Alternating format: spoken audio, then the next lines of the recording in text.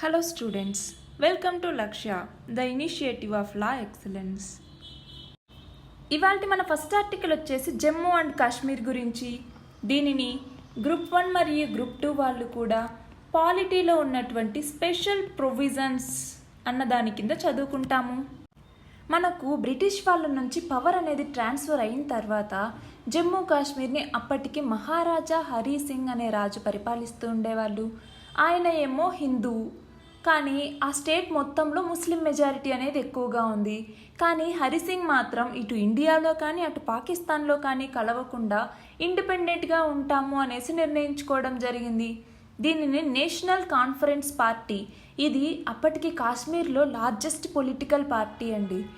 దీని యొక్క లీడర్ అయినటువంటి షేక్ అబ్దుల్లా, ఈయన రూల్ని అంటే హరిసింగ్ రూల్ని అపోజ్ చేసి అబ్డికేషన్ చెయ్యాలి అనేసి డిమాండ్ చేయడం జరిగింది.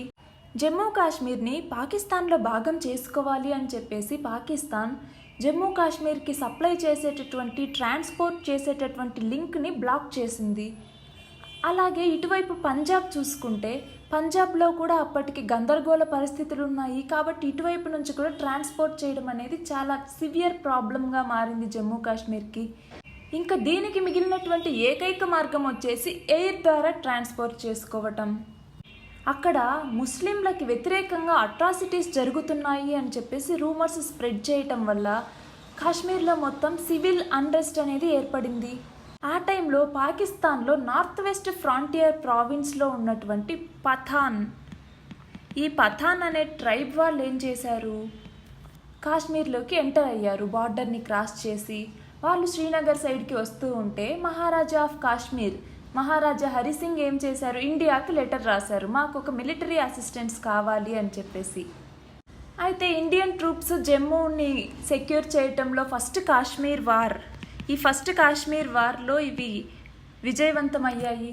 దాని తర్వాత అక్కడ ప్లెబిసైట్ అనేది నిర్వహించాలి అనుకున్నారు, కానీ ఆ ప్లెబిసైట్ అనేది జరగనే లేదు.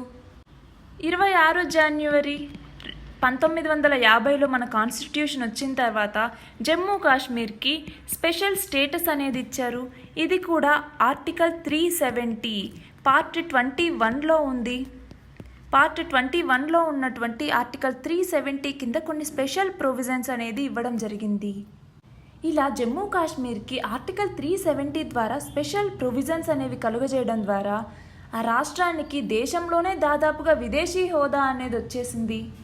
ఈ హోదాని తొలగించి ఒకే దేశం ఒకే రాజ్యాంగం అన్న సూత్రాన్ని అమల్లోకి తీసుకొస్తే భారతదేశానికి కాశ్మీర్ అనేది సహజ సిద్ధంగానే భాగస్వామిగా మారుతుంది.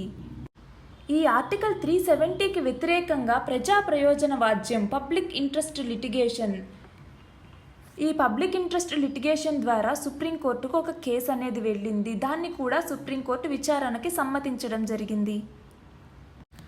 ఇక్కడ చూస్తే పుల్వామా దాడిలో 40 మంది మన సైనికులు చనిపోయిన తర్వాత జమ్మూ కాశ్మీర్లో కూడా ఒకరోజు బంద్ అనేది జరిగింది. అది పుల్వామా దాడిలో మన సైనికులు వీరమరణం పొందినందుకు అని అనుకుంటే తప్పు. జిఎస్టీ వస్తు సేవల పన్నుకి సంబంధించి అమలు నిరసనగా అక్కడి వాణిజ్య వర్గాలు ఇచ్చినటువంటి పిలుపుకు స్పందించి ఆ ప్రాంతంలో బంద్ పాటించడం అనేది జరిగింది. ప్రజలందరూ పుల్వామా దారుణ ఘటనను ఖండిస్తూ బంద్లు ప్రకటిస్తే కాశ్మీరులు మాత్రం వాళ్లకు ఇబ్బంది కలిగించే అంశాల మీద బంద్ ప్రకటించడం అనేది జరిగింది. ఈ కాశ్మీర్ అంశమే కీలకంగా పాకిస్తాన్తో భారత్ ఇప్పటి వరకు 3 యుద్ధాలు చేసింది. కానీ ఈ సమస్యకు మాత్రం పరిష్కారం అనేది మాత్రం రాలేదు. అందుకే ఆర్టికల్ 370ని తొలగించడమే ప్రభుత్వానికి ముఖ్య లక్ష్యం అయినప్పుడు మాత్రమే ఏదైనా కూడా జరుగుతుంది అనేసి ఈ ఆర్టికల్. మన నెక్స్ట్ ఆర్టికల్ వచ్చేసి ఆంధ్రప్రదేశ్ రాష్ట్ర విభజన చట్టం 2014 గురించి. దీనిని గ్రూప్ 1 మరియు గ్రూప్ 2 వాళ్ళు కూడా ఏపీ రీఆర్గనైజేషన్ యాక్ట్ 2014 అన్న కాన్సెప్ట్ కింద చదువుకుంటాము. ఆంధ్రప్రదేశ్ విభజన చట్టం 2014 దీనికి సంబంధించినటువంటి బిల్లుని పార్లమెంట్లో ప్రవేశపెట్టిన తర్వాత రాజ్యసభలో ఆమోదం పొందేటప్పుడు 2014 ఫిబ్రవరి 20 ఆ తేదీన రాజ్యసభలో అప్పటి ప్రధానమంత్రి అయినటువంటి మన్మోహన్ సింగ్ ఆయన ఆంధ్రప్రదేశ్కి 6 హామీలు ఉన్నటువంటి ఒక ప్రకటన ఇచ్చారు. ఎందుకంటే సమైక్య రాష్ట్ర విభజనతో అవశేష ఆంధ్రప్రదేశ్ అనేది తీవ్రంగా నష్టపోతుంది అనేసి అప్పుడు ఆందోళనలు వ్యక్తమైన నేపథ్యంలో ప్రధానమంత్రి మన్మోహన్ సింగ్ చివరి క్షణంలో ఆంధ్రప్రదేశ్కి హామీలు ఇచ్చారు. ఆ 6 హామీలు ఏంటి అన్నది ఇక్కడ మనం చూడొచ్చు. ఒకటవది వచ్చేసి ఆంధ్రప్రదేశ్కి 5 ఏళ్ల పాటు ప్రత్యేక హోదాను కల్పించటం. రెండవది వచ్చేసి దేశంలో మరికొన్ని రాష్ట్రాలతో సమానంగా పారిశ్రామికంగా ప్రోత్సాహాలు ఇవ్వటం. అలాగే కేబీకే బుందేల్ఖండ్. కేబీకే అంటే ఏంటి? కలహండి, బాలాంగీర్, కోరాపుట్ ఈ డిస్ట్రిక్ట్స్ ఎక్కడున్నాయి? ఒడిశాలో ఉన్నాయి. అలాగే కేబీకే బుందేల్ఖండ్ తరహాలో రాయలసీమ, ఉత్తరాంధ్ర జిల్లాలకి ప్రత్యేక ప్యాకేజీ ఇవ్వటం. నాలుగోది వచ్చేసి పోలవరం ప్రాజెక్టు సహాయ పునరావాసం సున్నితంగా అమలయ్యేలాగా చట్టానికి సవరణ చేయటం. అలాగే రాష్ట్ర ఆవిర్భావ దినోత్సవం నాటికి సంతృప్తికరమైనటువంటి రీతిలో 2 రాష్ట్రాల మధ్య ఆస్తులు, అప్పుల పంపిణీల్ని పూర్తి చేయడం. రాష్ట్రం ఏర్పడినటువంటి తొలి ఏడాది తలెత్తేటటువంటి రెవెన్యూ లోటు భర్తీ ఏదైతే ఉందో అది మేం చేస్తాము అనేసి హామీలు ఇవ్వడం జరిగింది. ఈ 6 హామీల్లో పోలవరం ప్రాజెక్టు దీనికి సంబంధించి తప్ప మిగిలిన ఏవీ కూడా పరిష్కారం అవ్వలేదు. ఇందులో కూడా ఏంటి? ఈ సహాయ పునరావాస కార్యక్రమాలు సున్నితంగా అమలయ్యేందుకు తెలంగాణలో ఉన్నటువంటి 7 మండలాల్ని ఆంధ్రప్రదేశ్లో కలుపుతూ విభజన చట్టాన్ని సవరించింది. అది తప్ప ఇప్పటికి 5 ఏళ్ళు అవుతున్నా కూడా ఏ హామీ కూడా పూర్తిగా నెరవేరలేదు. వీటితో పాటు 13వ షెడ్యూల్లో చెప్పినటువంటి రైల్వే జోన్ కానీ, దుగరాజపట్నం ఓడరేవు కానీ, ఉక్కు కర్మాగారం కానీ, గిరిజన విశ్వవిద్యాలయం కానీ, విజయవాడ, విశాఖపట్నంలో ఉన్నటువంటి మెట్రో రైలు ప్రాజెక్టులు కానీ, కాకినాడ పెట్రోకెమికల్ కాంప్లెక్స్ కానీ ఇంకా కార్యరూపమే దాల్చలేదు. మొత్తం 11 విద్యా సంస్థలకు గాను తాత్కాలిక ప్రాంగణాలు ఇవి కూడా పూర్తవ్వలేదు. తాత్కాలిక ప్రాంగణాల్లోనే 9 నడుస్తున్నాయి.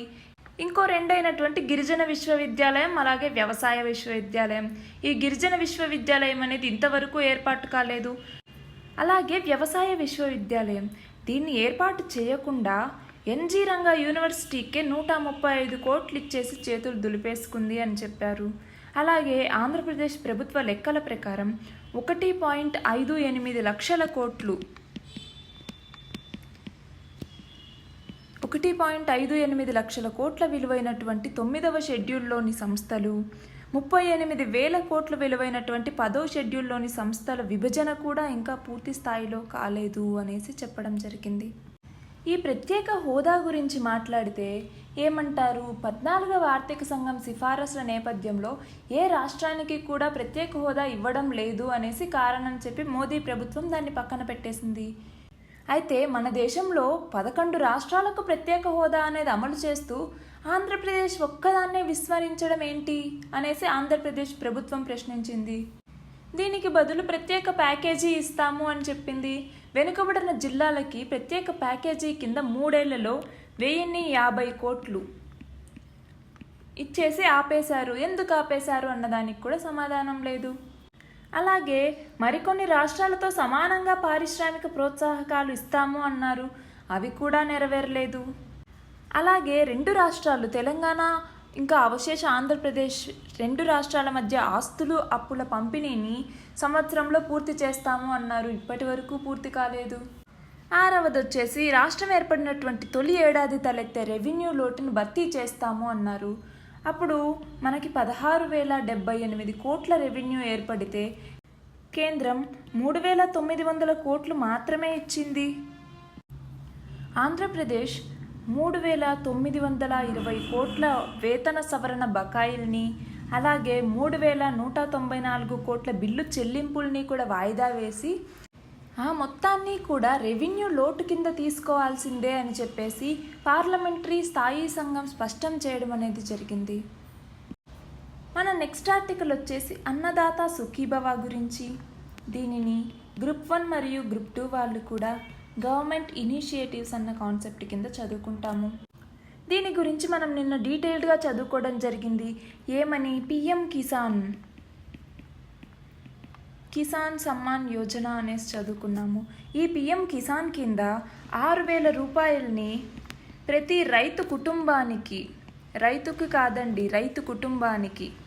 ప్రతి రైతు కుటుంబానికి సంవత్సరానికి 6,000 రూపాయలను అందించడం జరుగుతుంది. ఇది కూడా 5 ఎకరాల లోపున్న వాళ్ళకి, అంటే 2 హెక్టార్లు. 1 హెక్టార్ ఈజ్ ఈక్వల్ టు 2.5 ఎకరాలు. సో 2 హెక్టార్ల భూమి ఉండాలి, అంటే 5 ఎకరాల భూమి లోపల ఉన్న వాళ్ళకి మాత్రమే ఇది అప్లై అవుతుంది. అలా కాకుండా మన ఆంధ్రప్రదేశ్లో అన్నదాత సుఖీభవ కింద రైతుకు 5 ఎకరాల లోపలున్నా 5 ఎకరాల పైనున్నా ప్లస్ ఈ పిఎం కిసాన్ యోజన కింద కౌలు రైతులకు ఇది వర్తించదు. అన్నదాత సుఖీభవ కింద 5 ఎకరాల లోపున్నా 5 ఎకరాల పైన ఉన్నా కౌలు రైతైనా లేకపోతే భూ యజమానే అక్కడ సాగు చేసుకుంటున్న వాడైనా కూడా ఇంతకుముందు ఈ 6,000కి ఇంకొక 4,000 కలిపి 10,000 ఇవ్వాలి అనేసి నిర్ణయించుకున్నారు. ఇప్పుడు ఈ 4,000ని 9,000 చేశారు. అంటే మొత్తం 15,000 రూపాయలని ఒక్కో రైతు కుటుంబానికి అందించబోతున్నారు. ఇందులో భాగంగా తొలి విడత 4,000 రూపాయలని అందించబోతున్నారు. ఒక్కో రైతు ఖాతాకి ఇప్పుడు 1,000 రూపాయలు జమ చేస్తున్నారు. చేసిన తర్వాత ఇది వాళ్ళ బ్యాంకు ఖాతాల్లోకి సరిగ్గా చేరుతుందా లేదా ఇవన్నీ నిర్ధారణ చేసుకున్న తర్వాత మార్చిలో మిగిలిన 3,000 రూపాయలని వాళ్ళ అకౌంట్లో జమ చేయబోతున్నారు. 2 రోజుల్లో ఇప్పటి వరకు 48.89 లక్షల ఖాతాల్లో జమ చేయడం అనేది జరిగింది. నిన్న మనం ఏం చెప్పుకున్నాం, బ్యాంకు ఖాతాల వివరాల గురించి తెలియని వాళ్ళకి, అలాగే బ్యాంకు ఖాతాల్లో తప్పులున్న వాళ్ళను కూడా గుర్తించి ఈ నగదు బదిలీ చేయడం అనేది జరుగుతుంది. ఇలా సరైన వివరాలు లేని రైతుల సంఖ్య 16 లక్షల వరకు ఉంది. ఇందులో 2.71 లక్షల మందికి ఆధార్ బ్యాంకు ఖాతాలు సరిపోల్చాలి. మిగిలిన 13.44 లక్షల మందికి సంబంధించి బ్యాంకు వివరాలే అందాల్సి ఉంది అనేసి చెప్పడం జరిగింది. దీని కింద మొత్తం 65.05 లక్షల మంది రైతుల వివరాలని సేకరించడం అనేది జరిగింది. మన నెక్స్ట్ ఆర్టికల్ వచ్చేసి పిఎస్ఎల్వి C45 గురించి. దీనిని గ్రూప్ 1 మరియు గ్రూప్ 2 వాళ్ళు కూడా పేపర్ 2లో ఉన్నటువంటి సైన్స్ అండ్ టెక్నాలజీలో స్పేస్ అన్న కాన్సెప్ట్ కింద చదువుకుంటాము. PSLV polar satellite launching vehicle అంటాము. దీనిని ఇస్రో డిజైన్ చేసింది, ఇండియన్ స్పేస్ రీసెర్చ్ ఆర్గనైజేషన్ అనేది. పిఎస్ఎల్వి C45 ఈ ప్రయోగాన్ని మార్చి 21వ తేదీన ప్రయోగించబోతున్నారు.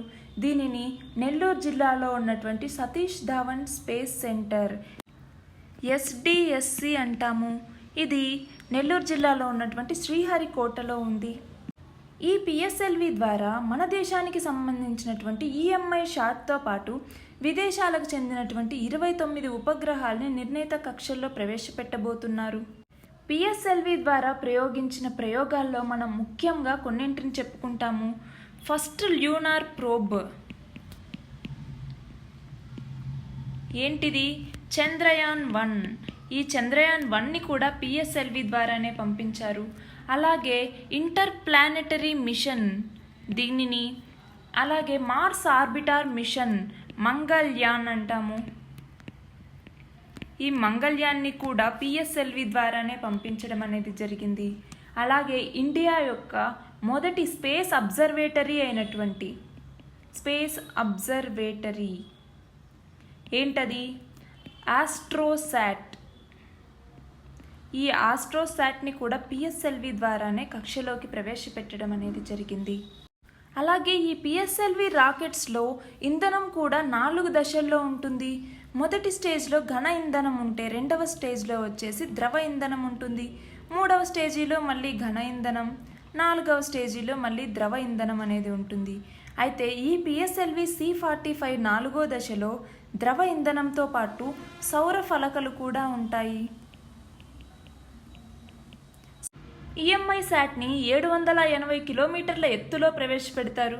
మిగిలిన 29 ఉపగ్రహాలని కూడా 504 కిలోమీటర్ల ఎత్తులో ఉన్నటువంటి కక్షలో ప్రవేశపెట్టడం అనేది జరుగుతుంది.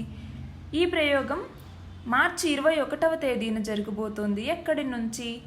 సతీష్ ధావన్ స్పేస్ సెంటర్ నుంచి. ఇది ఎక్కడ ఉంది? శ్రీహరికోటలో ఉంది. శ్రీహరికోట ఎక్కడుంది? నెల్లూరు డిస్ట్రిక్ట్. నెల్లూరు డిస్ట్రిక్ట్లో లాస్ట్లో ఒక చిన్న ఐలాండ్ ఉంటుంది, శ్రీహరికోట. ఇందులో నుంచి ప్రయోగించడం అనేది జరుగుతుంది. మన నెక్స్ట్ ఆర్టికల్ వచ్చేసి విమానాశ్రయాల గురించి. దీనిని గ్రూప్ 1 మరియు గ్రూప్ 2 వాళ్ళు కూడా డెవలప్మెంట్ అన్న కాన్సెప్ట్ కింద చదువుకుంటాము. ఆంధ్రప్రదేశ్ రాష్ట్రంలో విమానాశ్రయాలు ఎక్కువగా డెవలప్ అవుతున్నాయి. అలాగే ప్రయాణికుల వృద్ధి రేటు కూడా ఎక్కువగా ఉంది అనేసి చెప్తున్నారు. ఆంధ్రప్రదేశ్లో ఉన్నటువంటి విమానాశ్రయాలు తీసుకుంటే మనకి ప్రస్తుతం 5 విమానాశ్రయాలు ఉన్నాయి. ఎక్కడెక్కడ? ఒకటి వచ్చేసి విజయవాడ, రెండవది వచ్చేసి తిరుపతి, మూడవది వచ్చేసి విశాఖపట్నం, నాలుగవది వచ్చేసి రాజమండ్రి లేదా రాజమహేంద్రవరం, ఐదవది వచ్చేసి కడప. ఈ 5 జిల్లాల్లో విమానాశ్రయాలు ప్రస్తుతం ఉన్నాయి. ఇందులో విజయవాడ, విశాఖపట్నం అలాగే తిరుపతి ఈ మూడింటికి కేంద్రం అంతర్జాతీయ విమానాల హోదా కల్పించింది. కానీ మనం చూస్తే విశాఖపట్నం నుంచి 4 దేశాలకి, విజయవాడ నుంచి 1 దేశానికి మాత్రమే సర్వీసులు అంతర్జాతీయంగా నడుస్తున్నాయి. తిరుపతికి అంతర్జాతీయ హోదా కల్పించినా కూడా విదేశీ సర్వీసులు అనేవి లేవు. అలాగే ఇక్కడ చూస్తే 5 ప్రస్తుతం రాష్ట్రంలో ఉన్న విమానాశ్రయాలు, కొత్తగా 4 విమానాశ్రయాలు ఏర్పాటు చేస్తున్నారు. అవి ఎక్కడెక్కడ? కుప్పం, దగదర్తి, భోగాపురం, కర్నూలు. ఇక్కడ 4 కొత్త విమానాశ్రయాలను ఏర్పాటు చేస్తున్నారు. కుప్పం ఇది వచ్చేసి చిత్తూరు డిస్టిక్లో ఉంది. దగదర్తి ఇది నెల్లూరు డిస్టిక్లో ఉంది. భోగాపురం ఇది విశాఖపట్నంలో ఉంది. అలాగే కర్నూలు. ఈ 4 ప్రదేశాల్లో కొత్తగా విమానాశ్రయాలను నిర్మించబోతున్నారు. 4 ఏళ్లలో చూసుకుంటే ప్రయాణికుల వృద్ధి రేట్ అనేది 38% ఉంది. అలాగే 2018-19 సంవత్సరంలో 55 లక్షల మంది ప్రయాణికులు రాకపోకలు నిర్వహించడం జరిగింది. ఈ విమానాశ్రయాలకు సంబంధించి విజయవాడ విమానాశ్రయంలో రన్వే పొడవు ఎంత, టెర్మినల్, దేశీయంగా నడుస్తున్న విమానాలేంటి, విదేశీ సర్వీసులేంటి, ప్రయాణికుల రద్దీ ఎంత, అంతర్జాతీయ టెర్మినల్ ఎంత విస్తరించారు, కొత్తగా ఎంత విస్తరించారు, తిరుపతిలో ఎలా ఉంది, కడపలో ఎలా ఉంది, రాజమండ్రిలో ఎలా ఉంది, విశాఖపట్నంలో ఎలా ఉంది. భోగాపురం ఎయిర్పోర్ట్ ఇది విశాఖపట్నంలో ఉన్నటువంటి గ్రీన్ఫీల్డ్ అంతర్జాతీయ విమానాశ్రయం. దీనికి ఇటీవలే శంకుస్థాపన కూడా జరిగింది. దీనికి 2300 కోట్లతో దీన్ని నిర్మించబోతున్నారు. అలాగే కర్నూలులో 105 కోట్లతో చేపట్టినటువంటి విమానాశ్రయ పనులు కూడా పూర్తయ్యాయి. కాబట్టి జనవరి 8వ తేదీన దీన్ని ప్రారంభించడం జరిగింది. అలాగే కుప్పంలో 50 కోట్లతో ఎయిర్ స్ట్రిప్ని ఏర్పాటు చేస్తున్నారు. ఈ ఎయిర్ స్ట్రిప్తో వ్యవసాయ ఉత్పత్తులు, పండ్లు ఇతర ప్రాంతాలకు రవాణా చేసేందుకు వీలుగా దీన్ని నిర్మిస్తున్నారు. దగదర్తి ఇది నెల్లూరు జిల్లాలో ఉంది. నెల్లూరు జిల్లాలో ఉన్నటువంటి దగదర్తిలో 362 కోట్లతో ఈ విమానాశ్రయాన్ని నిర్మించబోతున్నారు. ఇందులో ప్రయాణానికి అలాగే రవాణాకు కూడా దీన్ని ఉపయోగించడం అనేది జరుగుతుంది. మన నెక్స్ట్ ఆర్టికల్ వచ్చేసి వరల్డ్ ఓషన్ సైన్స్ కాంగ్రెస్ 19 సమావేశాల గురించి. దీనిని గ్రూప్ 1 మరియు గ్రూప్ 2 వాళ్ళు కూడా కరెంట్ అఫైర్స్ అన్న టాపిక్ కింద చదువుకుంటాము. ఆంధ్రప్రదేశ్లో ఉన్నటువంటి విశాఖపట్నంలోని ఆంధ్ర విశ్వవిద్యాలయంలో ఫిబ్రవరి 25 నుంచి 27వ తేదీ వరకు 2వ world ocean science Congress 19 WOSC19 ఈ సమావేశాలను నిర్వహించబోతున్నారు. అయితే మొదటి వరల్డ్ ఓషన్ సైన్స్ కాంగ్రెస్ సమావేశాలు ఎక్కడ జరిగాయి? కేరళలో ఉన్నటువంటి కొచ్చిలో మొదటి వరల్డ్ ఓషన్ సైన్స్ కాంగ్రెస్ సమావేశాలు జరిగాయి. ఇది 2వ వరల్డ్ ఓషన్ సైన్స్ కాంగ్రెస్ సమావేశాలు. ఇవి ఎక్కడ జరగబోతున్నాయి? విశాఖపట్నంలో ఉన్నటువంటి ఆంధ్ర విశ్వవిద్యాలయంలో జరగబోతున్నాయి. ఈ వరల్డ్ ఓషన్ సైన్స్ కాంగ్రెస్ అనేది ప్రతి 4 సంవత్సరాలకి ఒకసారి జరుగుతుంది. కేరళలోని కొచ్చిలో 2015లో ఈ సమావేశం జరిగింది. మళ్ళీ 4 సంవత్సరాల తర్వాత 2019లో ఇప్పుడు విశాఖపట్నంలో జరగబోతోంది. మన నెక్స్ట్ ఆర్టికల్ వచ్చేసి మైక్రో బచత్ పాలసీ గురించి. దీనిని గ్రూప్ 1 మరియు గ్రూప్ 2 వాళ్ళు కూడా బ్యాంకింగ్ కింద చదువుకుంటాము. బీమా రక్షణతో పాటు పొదుపు కూడా కలిసి ఉండేలాగా సూక్ష్మ బీమా పాలసీని తీసుకురావడం జరిగింది. దానిని LIC భారతీయ జీవిత బీమా సంస్థ మైక్రో బచత్ అనే పేరుతో తీసుకురావడం జరిగింది. ఈ మైక్రో బచత్ పాలసీలో కనీసం 50,000 నుంచి 2 లక్షల వరకు జీవిత బీమా రక్షణ అనేది ఉంటుంది. సూక్ష్మ బీమా పాలసీలో 2 లక్షల వరకు రక్షణ కల్పిస్తున్న మొదటి పాలసీ ఇదే అనేసి చెప్పడం జరిగింది. ఈ పాలసీకి ఎవరు అర్హులు అంటే 18 ఏళ్ల నుంచి 55 ఏళ్ల వయసులో ఉన్నటువంటి ఎవరైనా కూడా ఎలాంటి ఆరోగ్య పరీక్షలు కూడా అవసరం లేకుండానే ఈ పాలసీని తీసుకోవచ్చు. వారి వయసు, ఎంచుకున్న వ్యవధి, బీమా మొత్తం దీని ఆధారంగా ప్రీమియం అనేది ఆధారపడి ఉంటుంది. ఈ ప్రీమియం కూడా ఏడాదికి చెల్లించేలాగా, 6 నెలలకి చెల్లించేలాగా, 3 నెలలకి, నెలవారీ వ్యవధిలో చెల్లించేలాగా కూడా ఈ ప్రీమియం అనేది ఉంటుంది. వరుసగా 3 ఏళ్ళు ప్రీమియం చెల్లించిన తర్వాత వాళ్లకు రుణం అనేది ఇస్తారు. 5 ఏళ్ళు కొనసాగిన తర్వాత ఆ పాలసీలకి అప్పటి పరిస్థితుల్ని బట్టి లాయాల్టీ అడిషన్ అనేది వర్తిస్తుంది అనేసి చెప్పడం జరిగింది. మన నెక్స్ట్ ఆర్టికల్ వచ్చేసి Dena bank, Vijaya bank and bank of Baroda BOB విలీనానికి సంబంధించింది. దీనిని గ్రూప్ 1 మరియు గ్రూప్ 2 వాళ్ళు కూడా ఎకానమీలో ఉన్నటువంటి బ్యాంకింగ్ అన్న కాన్సెప్ట్ కింద చదువుకుంటాము. బ్యాంకింగ్ రంగంలో కొన్ని బ్యాంకులు ఉంటే సరిపోతుంది, అవి కూడా మెగా బ్యాంకులై ఉండాలి అని చెప్పేసి ఆర్థిక మంత్రి అరుణ్ జైట్లీ చెప్పడం జరిగింది. స్టేట్ బ్యాంక్ ఆఫ్ ఇండియాలో ఇప్పటి వరకు 5 అనుబంధ బ్యాంకులు, భారతీయ మహిళా బ్యాంకు కూడా విలీనమైంది. ఈ SBI అనేది స్టేట్ బ్యాంక్ ఆఫ్ ఇండియా లేదా భారతీయ స్టేట్ బ్యాంక్, ఇది భారతదేశంలోని అతిపెద్ద బ్యాంకు. బ్రాంచీల సంఖ్య మరియు పనిచేసే సిబ్బంది ప్రకారం చూస్తే ఇది ప్రపంచంలోనే అతిపెద్ద బ్యాంకు. ఇది 1806లో కోల్కతాలో స్థాపించబడింది. భారత ప్రభుత్వం 1955లో ఈ బ్యాంకును జాతీయం చేసింది. ఈ స్టేట్ బ్యాంకులో 5 అనుబంధ బ్యాంకుల్ని విలీనం చేశారు. అవి ఏమిటి అని చూస్తే ఒకటోది వచ్చేసి state bank of Bikaner and Jaipur అనేది ఒకటి, స్టేట్ బ్యాంక్ ఆఫ్ హైదరాబాద్ ఇది రెండవది, స్టేట్ బ్యాంక్ ఆఫ్ మైసూర్ ఇది మూడవది, స్టేట్ బ్యాంక్ ఆఫ్ పాటియాలా ఇది నాలుగవది, స్టేట్ బ్యాంక్ ఆఫ్ ట్రావెన్కోర్ ఇది 5వది. ఈ 5 బ్యాంకుల్ని స్టేట్ బ్యాంక్లో విలీనం చేయడం జరిగింది. దాని తర్వాత మళ్ళీ భారతీయ మహిళా బ్యాంకు దీన్ని కూడా విలీనం చేశారు. దీంతో ఇది భారతదేశంలోనే పెద్ద బ్యాంకుగా అవతరించింది. దీని తర్వాత 2వ స్థానంలో ICICI బ్యాంక్ అనేది ఉంది. ఇది 2వ అతిపెద్ద బ్యాంకు, అలాగే మొదటి అతిపెద్ద ప్రైవేట్ బ్యాంక్. 2వ అతిపెద్ద బ్యాంకు, మొదటి అతిపెద్ద ప్రైవేట్ బ్యాంక్.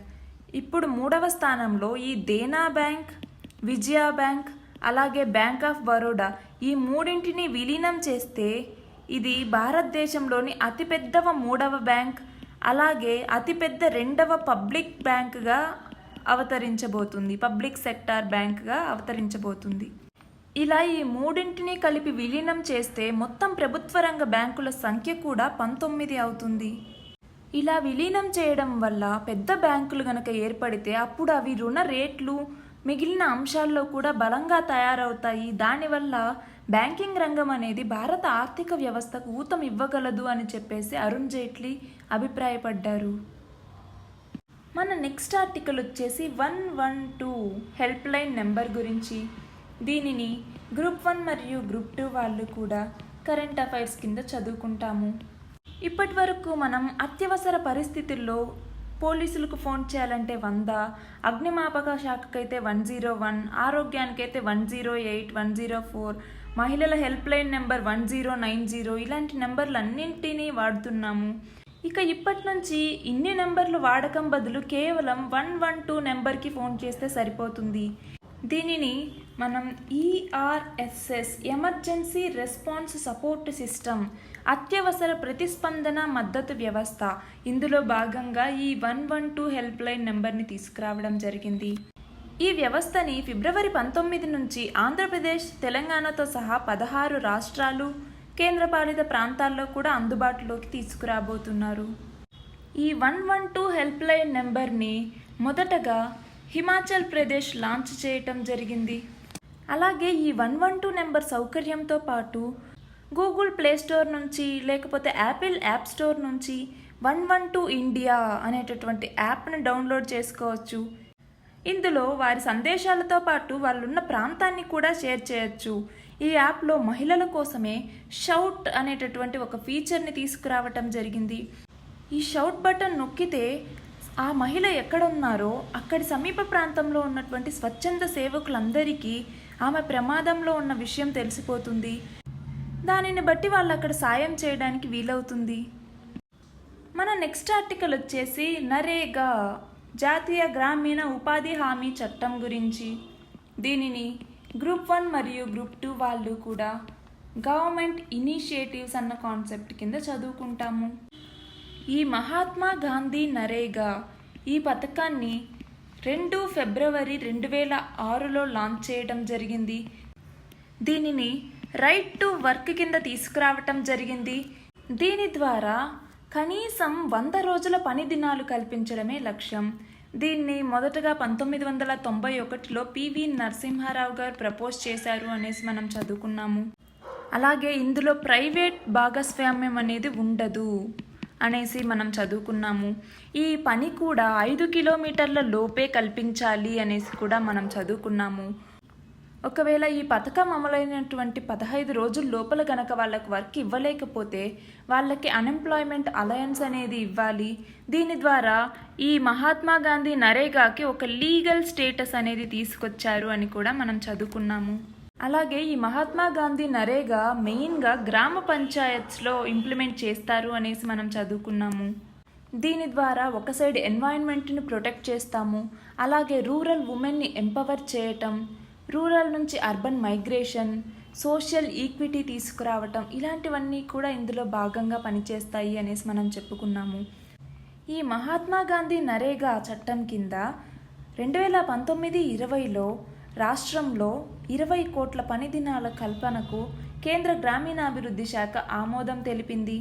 2019-20కి సంబంధించి 30.15 కోట్ల పని దినాల కోసం రాష్ట్ర ప్రభుత్వం కేంద్రానికి ప్రతిపాదనలు చేస్తే ప్రస్తుతానికి మొదట 20 కోట్ల పని దినాలకు మాత్రమే అనుమతులిచ్చింది. ఒకవేళ అవసరమైతే అదనంగా మరో 2 కోట్లు కూడా కేటాయింపులు చేస్తాము అని చెప్పేసి హామీ మాత్రమే ఇచ్చింది.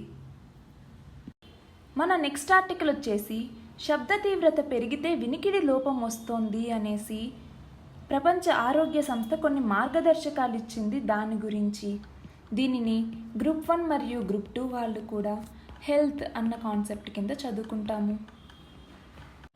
సాధారణంగా వినికిడి లోపం అనేది 2 రకాలుగా వస్తుంది. పుట్టుకతో కాకుండా నార్మల్గా 2 రకాలుగా ఈ వినికిడి లోపం వస్తుంది.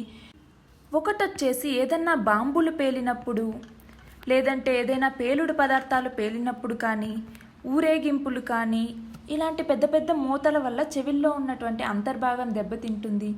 అలా కాకుండా రెండో రకం వస్తే ఇయర్ ఫోన్లు. ఈ ఇయర్ ఫోన్లు పెట్టుకుని పెద్ద పెద్ద శబ్దంతో వినడం వల్ల కూడా ఈ వినికిడి సమస్య అనేది ఉంటుంది. అయితే ఎప్పుడు ఇది ప్రమాదకరం అంటే మనకు నార్మల్గా 75 డెసిబుల్స్ వరకు వింటే మనకు ఎలాంటి ప్రమాదం అనేది ఉండదు. గరిష్టంగా 85, మ్యాక్సిమం 85 వరకు ఉన్నప్పుడు రోజుకు 8 గంటల వరకు పరిమితి. అలా కాకుండా 90 డెసిబుల్స్ వరకు వస్తే గరిష్టంగా 4 గంటలు, 95 డెసిబుల్స్ అయితే కనుక గరిష్టంగా 2 గంటలే పరిమితి. 100 డెసిబుల్స్కి శబ్ద తీవ్రత అనేది పెరిగితే కేవలం 1 గంటకే వినికిడి సమస్య తలెత్తుతుంది. దీనివల్ల అంతర్చెవిలో ఉన్నటువంటి అతి సున్నితమైన గ్రాహక కణాలు తీవ్ర ప్రకంపనకు లోనై దెబ్బతింటాయి. అయితే దీన్ని ఎలా గుర్తించవచ్చు? శబ్ద తీవ్రతకు గురై వినికిడి లోపం తలెత్తడానికి ముందే కొన్ని సంకేతాలు అనేది ఇస్తుంది. హమ్మింగ్ శబ్దం వినపడుతుంది, గుయిమంటూ. ఈ తరహా శబ్దం కనుక 10 రోజుల పాటు ఉండి కొందరికే సాధారణ స్థితికి చేరుకుంటుంది. అలా కాకుండా 10 నుంచి 15 రోజులు దాటినా కూడా ఈ శబ్దాలు చెవిలో కనుక మార్మోగుతూ ఉంటే వైద్యుడి దగ్గరికి వెళ్లాల్సి ఉంటుంది. ఎక్కువ రోజులు గడిస్తే శాశ్వతంగా వినికిడి లోపం తలెత్తే ప్రమాదం కూడా ఉంటుంది. అలాగే దీనివల్ల నిద్ర పట్టకపోవటం, మానసికంగా కుంగిపోవటం లాంటి సమస్యలు కూడా ఉంటాయి. దీని ద్వారా పొంచి ఉన్న ముప్పు ఏంటి అనేసి చూస్తే ప్రపంచవ్యాప్తంగా 12 నుంచి 35 ఏళ్ల వయస్సులో దాదాపు 50% మంది వినికిడి లోపానికి గురయ్యే ప్రమాదం పొంచి ఉంది అనేసి ప్రపంచ ఆరోగ్య సంస్థ హెచ్చరించింది. ప్రపంచ జనాభాలో దాదాపు 5% మంది ఇప్పటికే వినికిడి లోపంతో బాధపడుతున్నారు. వాళ్ళలో 43 కోట్ల మంది పెద్దవాళ్ళు ఉంటే 3.4 కోట్ల మంది పిల్లలున్నారు. అంతేకాకుండా వీళ్ళలో అత్యధికులు వెనుకబడిన మరియు అభివృద్ధి చెందుతున్నటువంటి దేశాల ప్రజలే. ఈ స్మార్ట్ ఫోన్లు, ఇయర్ ఫోన్లు ఉత్పత్తి చేసే సంస్థలకి వరల్డ్ హెల్త్ ఆర్గనైజేషన్, ప్రపంచ ఆరోగ్య సంస్థ కొన్ని మార్గదర్శకాలు అనేవి ఇచ్చింది. అవి మనం ఇక్కడ చూడొచ్చు. అవి ఏమేమిటి అనేసి మనం చూస్తే, శబ్ద తీవ్రత పెరిగే పక్షంలో పరిధి దాటుతున్నావు అనేసి హెచ్చరించే యాప్ని పరికరంలో అమర్చాల్సి ఉంటుంది. అలాగే శబ్ద తీవ్రత పరిధి దాటుతూ ఉంటే బీప్ శబ్దం లాంటి హెచ్చరిక సందేశాలని అందజేయాలి. పరికరాల్ని ఎలా వినియోగించాలి అనేటటువంటి సూచనల్ని, శబ్ద తీవ్రత మీద హెచ్చరికల్ని పరికరం పెట్టెల మీద రాయాల్సి ఉంటుంది. అలాగే సంగీతం వినేటప్పుడు కూడా ఎంత మోతాదులో వింటున్నాము అనేది సూచించే విధంగా డెసిబుల్స్ కనిపించాలి. ప్రమాదకరమైన డెసిబుల్స్ దాటి ముందుకు వెళ్లకుండా నియంత్రణ అనేది తీసుకురావాలి. అలాగే శబ్దాన్ని పెంచుకునేందుకు ప్రయత్నించినా కూడా గరిష్ట పరిమితికి మించి పెంచుకునే వెసులుబాటు ఉండకుండా చేయాలి. ఒకవేళ పెంచినా దానంతటా అదే శబ్ద తీవ్రత సాధారణ స్థాయికి చేరుకునేలాగా స్మార్ట్ ఫోన్లు, ఇయర్ ఫోన్లు ఉత్పత్తి చేయాలి అనేసి ఆ సంస్థలకి ప్రపంచ ఆరోగ్య సంస్థ మార్గదర్శకాలు అనేది ఇచ్చింది.